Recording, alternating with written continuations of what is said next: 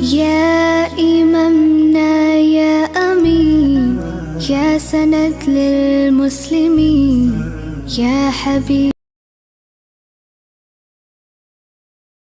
ضروری نہیں ہے کہ سب کی منزل بھی میسر آئے. کچھ لوگوں کا مقدر رستہ بھی ہوتا ہے، کچھ لوگوں کا نصیبہ کچھ دیر کا سفر بھی ہوتا ہے.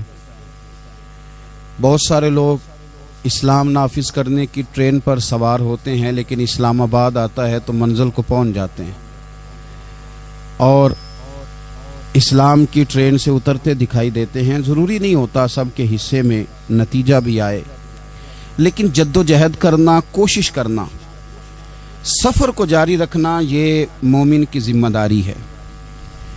میں یہ دیکھ رہا ہوں کہ آج کل تیزی کے ساتھ ہماری ملت کے جوان تھوڑے سفر کے بعد تھکنے لگیں، تھوڑا رستہ طے کرنے کے بعد مایوس گفتگو کرنے لگیں. اللہ تبارک و تعالی نے انسان کی اور بالخصوص بندہ مومن کی تربیت کرتے ہوئے کہا ہے کہ یا ایھا الذین آمنوا اصبروا، اے ایمان والو صبر کرو، وصابروا اور ڈٹے رہو، ورابطوا اور کمر بستہ رہو، جد و جہد کرتے رہو، واتقوا اللہ اور اللہ سے ڈرو، لعلکم تفلحون تاکہ تم فلاح پا جاؤ. صبر کرو، ڈٹے رہو اور جد و جہد جاری رکھو، ورابطوا کمر بستہ رہو، بڑھتے رہو.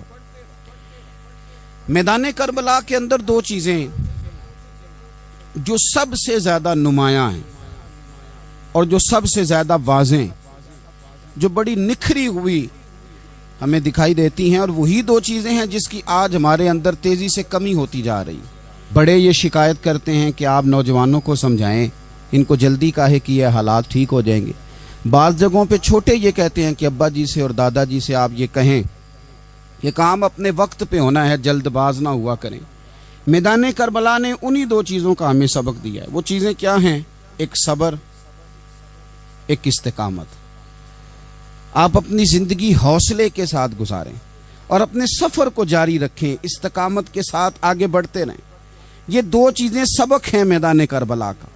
میدان کربلا کے اندر جو چیز سب سے زیادہ اہل بیت نبوت کی طرف آئی ہے وہ ظلم ہے، ستم ہے، جفا کشی ہے، اور اہل بیت نے جو سب سے بڑھ کر کے دکھایا ہے وہ ان کا صبر ہے. یہ صبر اور استقامت کی مثال علماء نے لکھی ہے.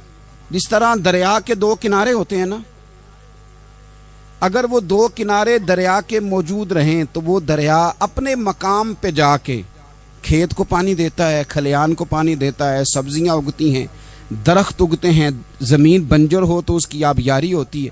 اگر وہ دو اس کے بند سائیڈوں پہ قائم رہیں، لیکن اگر وہ بند درمیان سے نکال دیے جائیں تو وہی دریا تباہی مچا دیتا ہے، سیلاب آ جاتا ہے. انسان کی زندگی میں صبر اور استقامت دو بند ہوتے ہیں میرے بھائی، یاد رکھنا. اگر آپ کے اندر صبر اور استقامت ہے تو آپ کی خواہشات کنٹرول میں رہتی ہیں، اور اگر یہ صبر اور استقامت آپ سے چھوٹ جاتا ہے، بڑا کچھ لوگ کہیں گے، بڑی باتیں کریں گے، بڑا کچھ سنایا جائے گا، اپنے بیگانے کئی رستوں پر کئی جملے کسیں گے. اگر یہ دونوں بند ٹوٹ گئے تو آپ کی خواہشات بے لگام ہو جائیں گی. وہ آپ سے وہ کام کرائیں گی جو آپ نے خواب میں بھی نہیں سوچا ہوگا. صبر اور استقامت، میں پڑھ رہا تھا، علماء نے لکھا ہے کہ قرآن پاک میں اللہ نے 90 کے قریب، تقریباً 90 مرتبہ صبر کا ذکر کیا، اور حدیث پاک میں میرے رسول پاک نے تقریباً 900 مرتبہ صبر کی تلقین فرمائی ہے. قرآن مجید تو کسی بات کو اشارتاً کر دے تو وہ کافی ہے، لیکن جگہ جگہ قرآن مجید نے کہا، جگہ جگہ کہا، یا ایھا الذین آمنوا اصبروا وصابروا ورابطوا، ایمان والو صبر کرو، ڈٹے رہو، کمر بستہ رہو، واتقوا اللہ، اللہ سے ڈرو، لعلکم تفلحون، اس امید پر کہ تم فلاح پا جاؤ. اپنی زندگی تھوڑی سی حوصلے والی گزاریں. آپ کسی کی محبت میں کوئی جملہ کہے تو اسے بھی ذرا سہنا سیکھیں، اور کسی اپنے کے خلاف جب کوئی بندہ بات کرے تو اسے بھی سہنا سیکھیں. جس طرح تعریف آپ کو میٹھی لگتی ہے نا، اسی طرح جب تنقید بھی میٹھی لگنے لگے نا، جو نظریے کے لوگ ہوتے ہیں انہیں تنقید اور تعمیر سے فرق نہیں پڑتا، کیونکہ وہ ان کا اپنا ایک ویژن ہوتا ہے. ان کی اپنی ایک سوچ ہوتی ہے، وہ اپنے نظریے پر چل رہے ہوتے ہیں، انہیں زیادہ پریشانی نہیں ہوتی، انہیں دکھ بھی اتنی تکلیف نہیں دیتے، جتنا مزہ سکھ دیتے ہیں اتنا ہی مزہ دکھ دیتے ہیں، کیونکہ ان کا ایک ویژن ہے۔ قرآن مجید کا ایک دوسرا مقام ہے، سورہ لقمان ہے۔ حضرت لقمان اپنے بیٹے کو نصیحت کرتے ہیں تو کہتے ہیں یا بنیا، اے میرے بیٹے، اقیم الصلاۃ وامر بالمعروف، ایک تو نماز قائم رکھنا اور دوسرا لوگوں کو نیکی کا حکم دینا، ونہا عن المنکر، اور لوگوں کو برائی سے منع کرنا، وَاصْبِرْ عَلَىٰ مَا أَصَابَكَ، اور اس رستے میں جو تجھے تکلیف آئی اس پر صبر کرنا۔ بیٹے کو نصیحت کر رہے ہیں باپ، اور لہجہ دیکھیے کیا، یا بنیا، او میرے بیٹے، کیا لہجہ ہے، کیا انداز ہے، او میرے بیٹے۔ ایک تو یہ کرنا، نماز قائم رکھنا، بھلائی کا حکم دینا، برائی سے منع کرنا، اور اس پر جو تجھے مشکل آئے اس پر صبر کرنا۔ اور پھر کیا کہتے ہیں، قرآن مجید کا انداز دیکھیے، فرمایا ان ذالک من عزم الامور، بے شک یہ بڑی ہمت والے کام ہیں، نیکی کا حکم دینا، برائی سے منع کرنا، نماز پڑھنا اور مصیبت پر صبر کرنا، یہ ہمت والے کام ہے پتر، ہمت والے کام میں ذرا ڈٹ کے کرنا، بے حوصلہ نہ ہونا۔ ایک بزرگ بیٹھے تھے، اللہ کے نیک بندے بھی تھے اور تجارت بھی کرتے تھے، لاکھوں کا کاروبار تھا۔ بزرگ بیٹھے ہوئے ہیں تو اچانک خبر ملی کہ حضرت صاحب پڑھا رہے تھے سبق، خبر ملی کہ آپ کا وہ جو ایک جہاز تھا نا، مال بردار، وہ جہاز آپ کا ڈوب گیا پانی میں۔ فرمانے لگے الحمدللہ، سبق پڑھاتے رہے، 2-4 گھنٹے گزرے تو ایک بندہ پھر آیا، اس نے آ کے کہا حضور مبارک ہو، وہ جو جہاز ڈوبنے والی خبر تھی وہ غلط تھی، وہ جہاز آپ کا بالکل ٹھیک ٹھاک ہے، لاکھوں روپے بچ گئے۔ فرمانے لگے الحمدللہ۔ سبق اسی روٹین سے پڑھاتے رہے، پہلی نقصان کی خبر آئی تو پھر بھی الحمدللہ، اور دکھ کی خبر آئی پھر بھی الحمدللہ، سکھ کی آئی تو پھر بھی الحمدللہ۔ سبق اپنی روٹین سے پڑھاتے رہے، سفر جاری رہا، رکے نہیں۔ اختتام ہوا تو طلباء کہنے لگے حضور اتنے بڑے نقصان کی خبر آئی، جملہ ہی کوئی نہیں ٹوٹا آپ کا، لفظوں کے اندر کہیں ہم نے اتار چڑھاؤ نہیں دیکھا، حضور چہرے پر کوئی پریشانی نہیں، اور پھر اتنی بڑی خبر ملی خوشی کی، کوئی آپ کی آنکھوں میں روشنی نہیں آئی، کوئی ہم نے آپ کا چہرہ بدلتے نہیں دیکھا، معاملہ کیا ہے؟ تو فرمانے لگے معاملہ ایک ہی ہے، دکھ بھی رب کی طرف سے ہے، سکھ بھی رب کی طرف سے ہے۔ تو دکھ قبول محمد بخشا راضی رہن پیارے، اگر سارا کچھ اسی کی جانب سے ہے تو یہ تو کوئی بات نہ ہوئی کہ دکھ آنے پہ بندہ کہے ہو یہ کیا بن گیا، سکھ آئے تو بندہ کہ دیکھا میں نے محنت کی تھی تو کامیاب ہو گیا۔ امام علی مقام رضی اللہ تعالیٰ عنہ کی فکر کو سمجھ جاؤ، جب وہ مصطفیٰ کریم کے کندھوں پہ تھے پھر بھی الحمدللہ، اور جب ان کا سر نیزے کی نوک پہ تھا پھر بھی الحمدللہ۔ کسی مقام پر کسی جگہ بھی حسین ابن علی شکوہ کرتے نظر نہیں آتے۔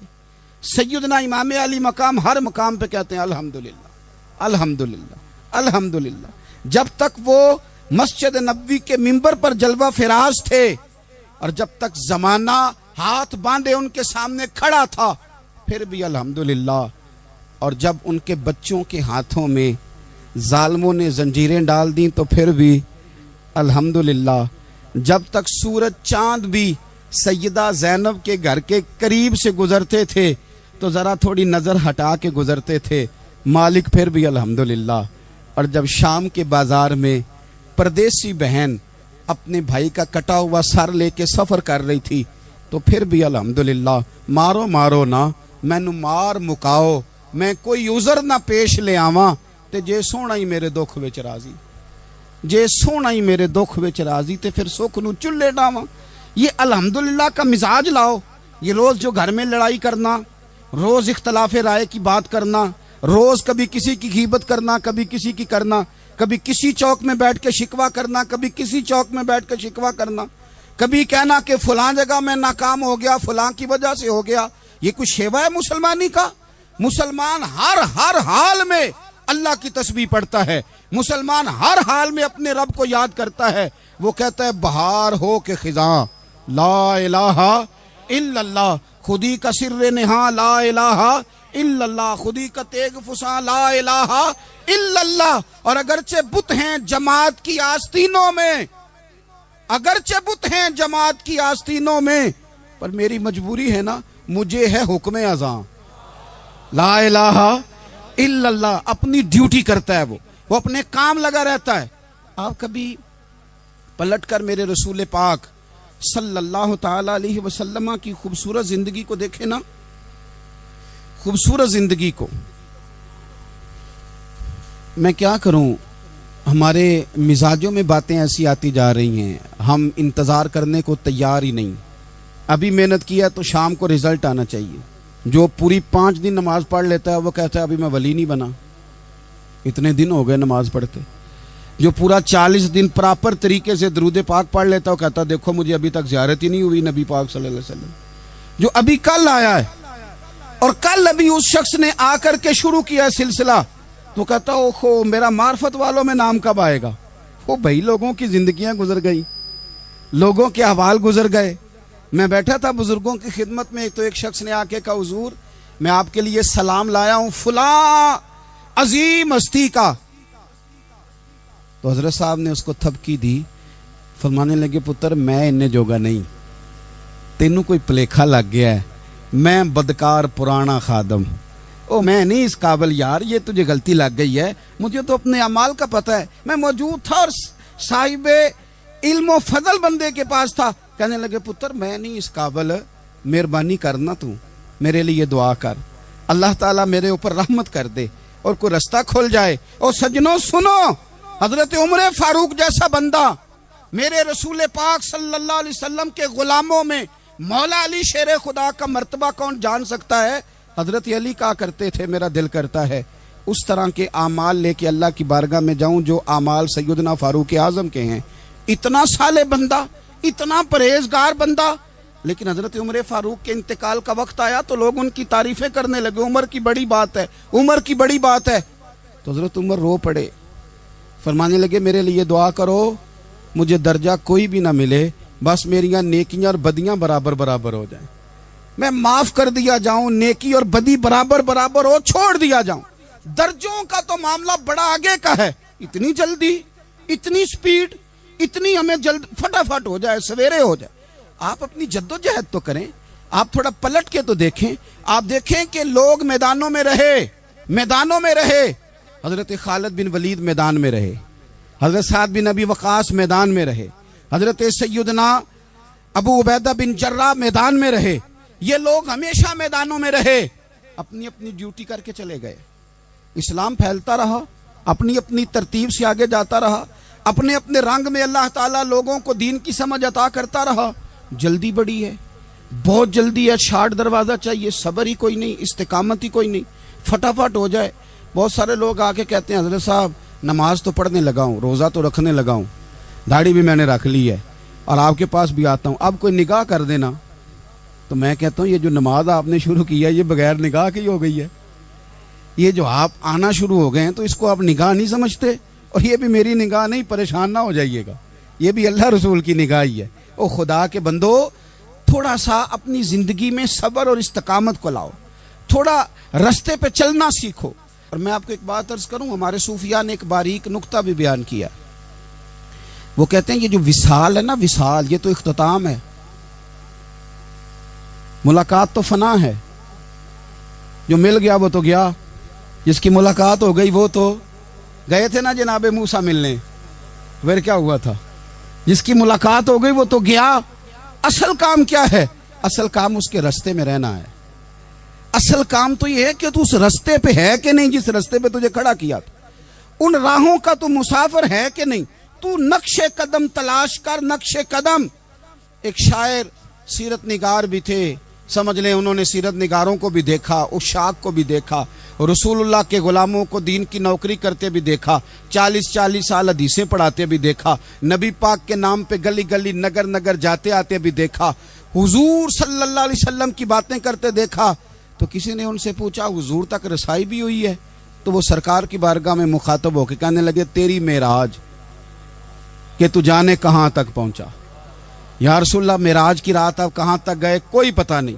کہنے لگے وہ تیری معراج کہ تو جانے کہاں تک پہنچا، اور میری معراج کہ میں تیرے خاک قدم تک پہنچا۔ میرے لیے تو اتنا کافی ہے کہ محبوب وہ جو تیرے قدموں سے کبھی گرد لگتی تھی مدینے کی، اگر میں وہاں تک چلا جاؤں تو میری تو معراج ہو گئی۔ میرا تو معاملہ حل ہو گیا، میں یہاں تک آ گیا تو ختم ہو گئی بات۔ تھوڑا سفر کریں۔ ایک تو یہ دیکھیں آپ کہ آپ کتنے بھی بڑے ہیں، کتنے بھی عظیم ہیں، کتنے بھی لائق ہیں، کتنے بھی نیک ہیں، پھر بھی آزمائش زندگی کا حسن ہے۔ میں مسافر ہوں، کوئی زندگی کے 11-12 سال ہو گئے ہیں مجھے سڑکوں پہ وقت گزارتے، تو میں بہت سارے لوگوں سے میں نے بڑا کچھ سیکھا ہے۔ میری جو گاڑی چلانے والے لوگ ہیں ان سے بھی میں نے بڑا کچھ سیکھا ہے۔ ایک میرا دوست تھا تو میں نے اس سے کہا کہ میرا خیال ہے موٹر وے پہ آپ کو گاڑی چڑھا دی جائے تو آپ کے لیے آسان ہے۔ تو کہنے لگا پیر صاحب ہے موٹر وے اوکھی جے چلانی۔ میں نے کہا وہ کس طرح؟ وہ کہنے لگے کہ موٹر وے پہ نا گاڑی چونکہ نہ کوئی سپیڈ بریکر ہے، نہ موٹر وے پہ کوئی چنگچی والا آگے آتا ہے، نہ زیادہ رش ہوتا ہے، تو سیدھی سیدھی چلاتے رہتے ہیں تو نیند آنے لگ جاتی ہے۔ اگر بار بار آئے نا سپیڈ بریکر اور بار بار بریک لگے تو آنکھ ذرا کھلی رہتی ہے۔ تو مجھے مسئلہ سمجھ میں آ گیا۔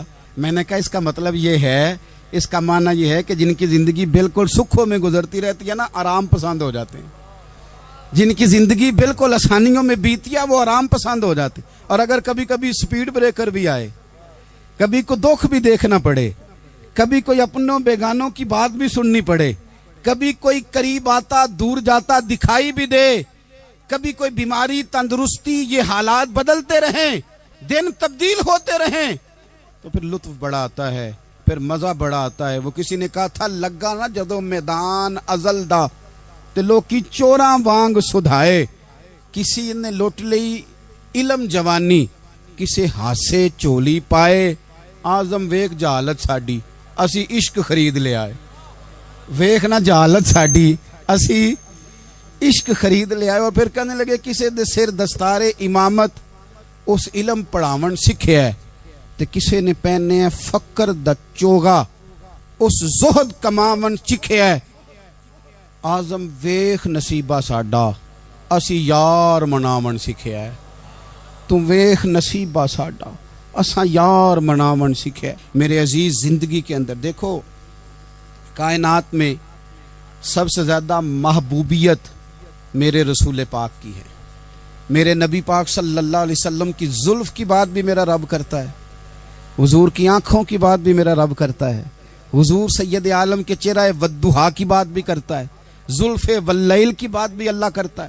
میرا رب رسول پاک صلی اللہ علیہ وسلم کے سینہ علم نشرہ کی بات بھی کرتا ہے، پیشانی والفجر کی بات بھی کرتا ہے، حضور کی آنکھیں ما زاغ البصر کی بات بھی کرتا ہے۔ اتنی محبوبیت کہ رسول پاک چلیں تو اللہ اس کی بات بھی کرے، ہجرت کریں تو اس کی بات بھی کرے، جس شہر میں حضور رہیں اس کی قسم اٹھائے۔ اور حال پتہ کیا ہے کہ محبوب پیدا نہیں ہوئے تو باپ چلے گئے، ابھی عمر چھوٹی تھی، ماں کی کھل کے زیارت ہونا تھی کہ اماں بھی چلی گئیں، دادا کندھوں پہ کھلایا کرتے تھے، تو تاریخ کہتی ہے کہ دادا کا جنازہ اٹھا تو پیچھے پیچھے حضور بھی آنسو بہا رہے تھے۔ ایک وفادار بیوی ملی تو اپنے وقت پہ سیدہ خدیجہ بھی چلی گئیں۔ ایک ٹائم آیا تو جناب ابو طالب بھی رخصت ہو گئے۔ مکے سے حضور کو اتنا پیار تھا وہ چھوڑنا پڑا۔ صادق اور امین کہنے والوں نے حضور کی دعوت کو قبول کرنے سے انکار کر دیا تو رسول کریم نے اپنی پیشانی پر کسی قسم کا کوئی شکن نہیں آنے دیا۔ رسول پاک مدینے آئے تو لوگ تلواریں لے کے بدر میں آ گئے لڑنے، شہید کرنے، حضور وہاں بھی کوئی پریشان نہیں ہوتے۔ میدان احد آیا تو نبی پاک نے اپنے چچا کو کٹے ہوئے وجود میں دیکھا، نکلی ہوئی آنکھوں میں دیکھا، کٹے ہوئے ہونٹوں میں دیکھا۔ کسی جگہ میرے رسول پاک صلی اللہ تعالی علیہ وسلم شکوہ کرتے دکھائی نہیں دیتے۔ حضور کی وہ بیوی سیدہ عائشہ صدیقہ رضی اللہ تعالی عنہ، جن کی پاکی کا رب بیان کرے، ان پر منافقین نے الزام لگا دیا، اتنے پاک گھرانے پر لوگوں نے انگلی اٹھائی۔ میرے رسول نے آنسو بہائے، پر کسی جگہ حضور پریشان ہوتے دکھائی نہیں دیے۔ ہم ڈھونڈنے لگے، تلاش کرنے لگے۔ جب دروازہ رسول پہ گئے تو حضور خود بولے، میرے رسول فرمانے لگے، میرے غلاموں یاد رکھنا یہ صبر میری چادر ہے، یہ صبر میری چادر ہے، یہ حوصلہ میری چادر ہے۔ سیدہ عائشہ صدیقہ رضی اللہ تعالیٰ عنہ فرمایا کرتی تھی، لوگوں مجھے اللہ کی عزت کی قسم میں نے حضور سے بڑھ کر کسی کو صبر کرنے والا نہیں دیکھا۔ کسی کو حوصلہ کرنے والا حضور سے بڑھ کے نہیں دیکھا۔ امت کو کیا ہو گیا؟ یہ چوراہوں پہ لڑ رہی ہے، چوکوں پہ لڑ رہی ہے، گھر ہیں کہ فساد کے آئینہ دار بنے ہوئے، لوگ آ کے رو پڑتے ہیں کہ جناب بھائیوں کا سلوک نہیں، کوئی دعا کر دیں، رو پڑتے ہیں جناب ابا کے ساتھ بھی لڑائی ہو جاتی ہے، کوئی تعویذ دے دیں، ذرا حوصلہ نہیں، صبر نہیں، کسی جگہ ٹھہرنا تو سیکھو میرے عزیز، کسی جگہ او یارو آؤ نا، میدان کربلا کے 2 سبق، استقامت اور صبر۔ کتنا درجہ ہے سیدنا بلال حبشی کا، میں تقریر کر دیتا ہوں، آپ سن لیتے ہیں، لیکن کبھی وہ انداز بھی تو دیکھو نا۔ حضرت بلال، او میرے دوست، جیل کے اندر بندے کے ہاتھ نہیں باندھے جاتے، پیر نہیں باندھے جاتے، پر لوگ جیل میں روتے ہیں، تڑپتے ہیں۔ سیدنا بلال کہتے ہیں میں کلمہ پڑھتا تھا، رات امیہ مجھے باندھ کے رکھتا تھا، اور سویرے جب پتھر اچھی طرح تپ جاتے تھے نا تو لا کے باہر مجھے پتھروں پہ لٹا دیتا تھا، اور میرے وجود پر بھاری بھرکم پتھر رکھ دیتا تھا۔ سننا ذرا، تصور میں لانا، بلا میں کیا کہنے لگا ہوں۔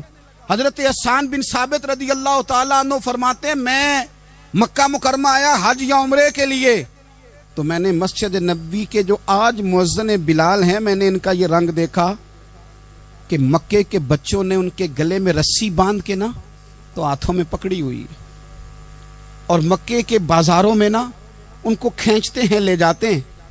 میں نے ایک شخص سے پوچھا یہ کیا ماجرا ہے، کیا معمہ ہے؟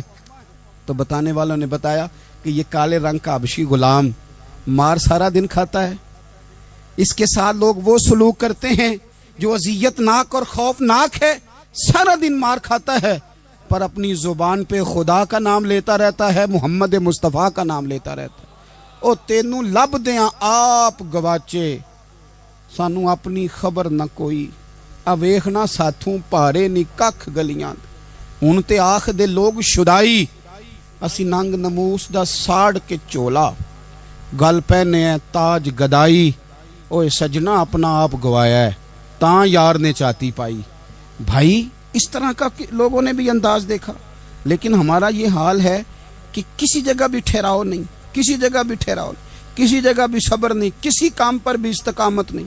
ہماری دوستیاں روز ٹوٹتی ہیں، تعلقات روز کمزور پڑتے ہیں، ہم بڑے جوش کے ساتھ آگے بڑھتے ہیں اور بڑے بڑے اعلانیہ وعدے کرتے ہیں۔ کون سی چیز ہے جو ہمیں کمزور کر دیتی ہے؟ سوائے اس کے کہ ہمارا نفس کمزور ہے، سوائے اس کے کہ ہمارا نظریہ کمزور ہے، سوائے اس کے کہ ہمارے اندر وہ طاقت نہیں جو ہمیں استقامت پہ لا کے کھڑا کرے، جو ہمارے اندر حوصلہ پیدا کرے۔ یاد رکھنا میدان کربلا کے اندر حضرت سیدنا امام حسین رضی اللہ تعالیٰ عنہ کا جو حوصلہ تھا وہ اتنا مثالی تھا، اتنا مثالی تھا، اتنا مثالی تھا۔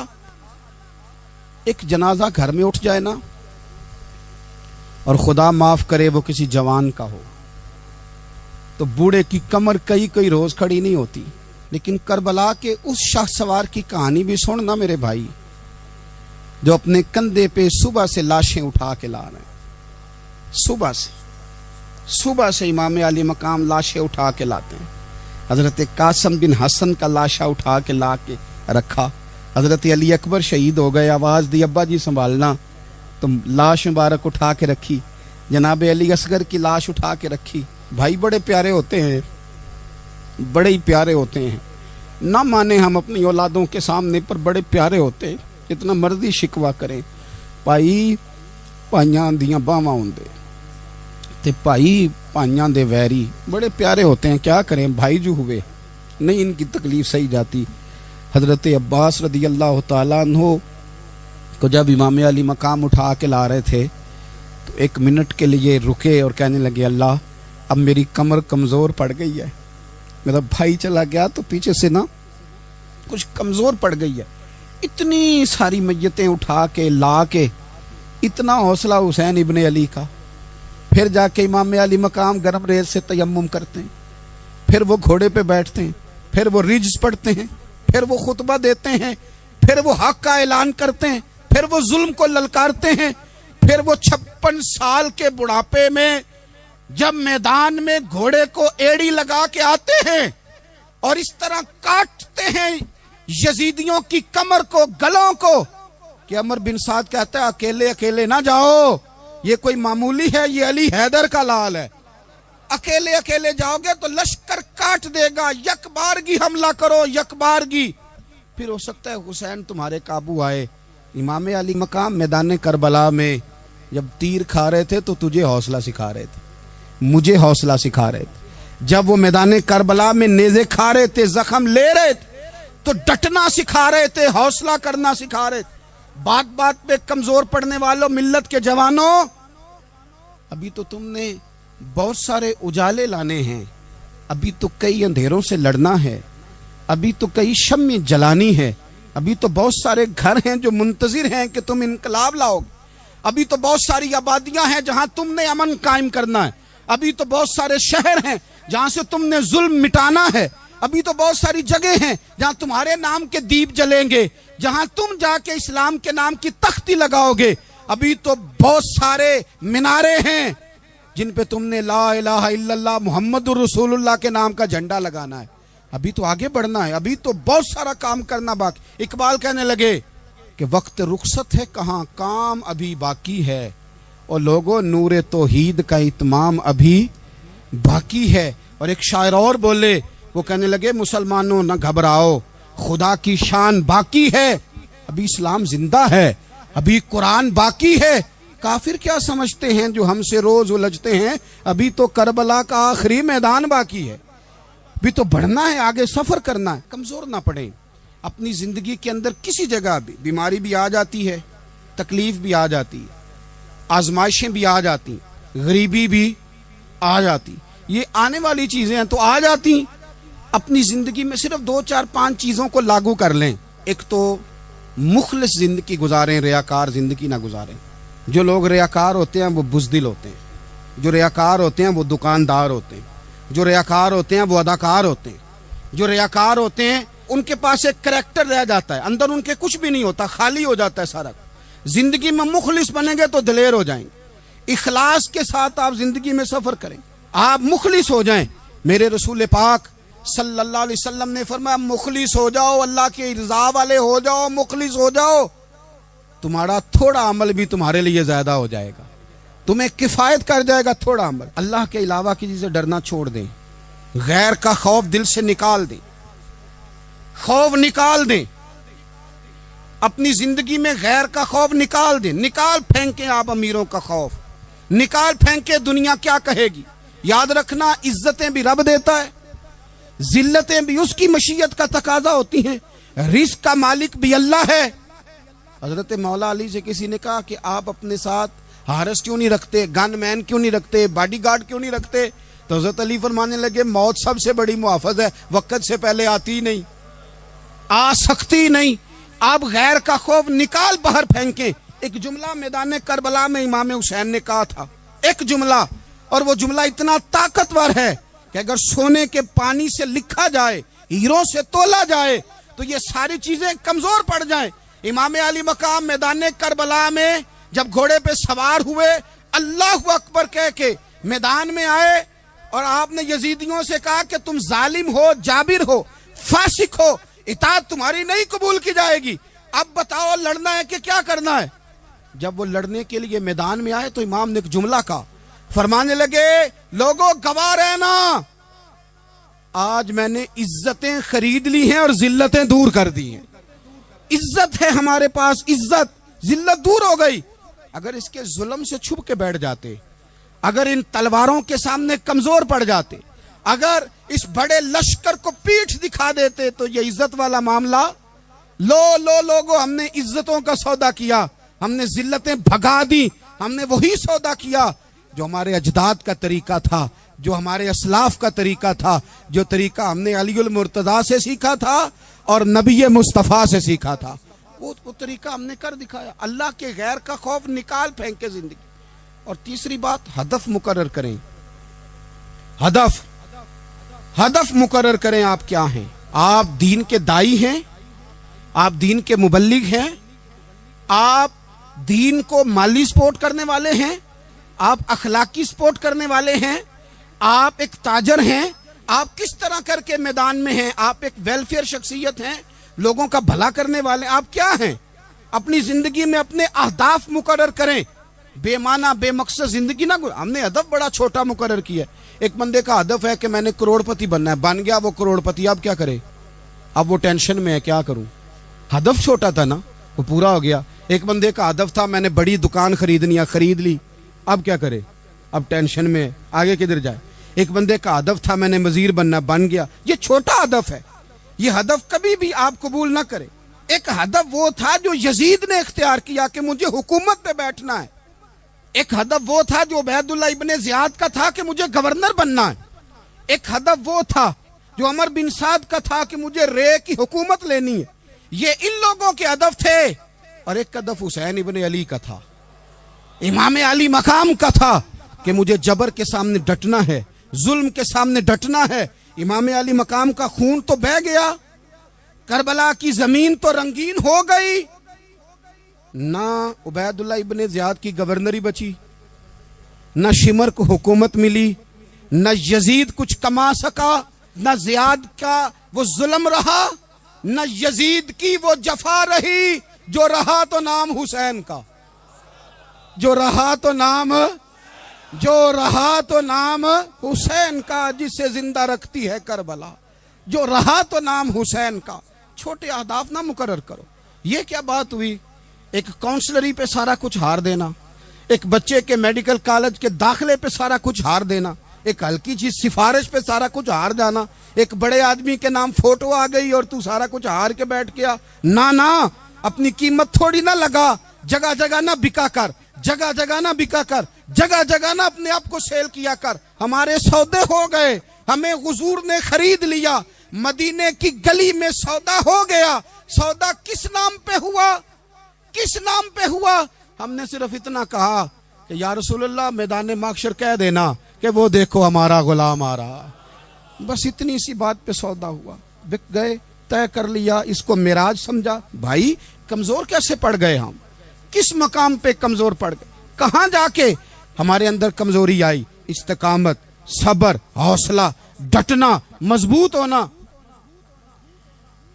ہم نا سوشل میڈیا دیکھ کے رائے قائم کرتے ہیں، آج کل یہ ہو رہا ہے تو لہذا اب بھی یہ کر دیں، کل وہ ہو رہا ہے تو لہذا اب بھی وہ کر دیں۔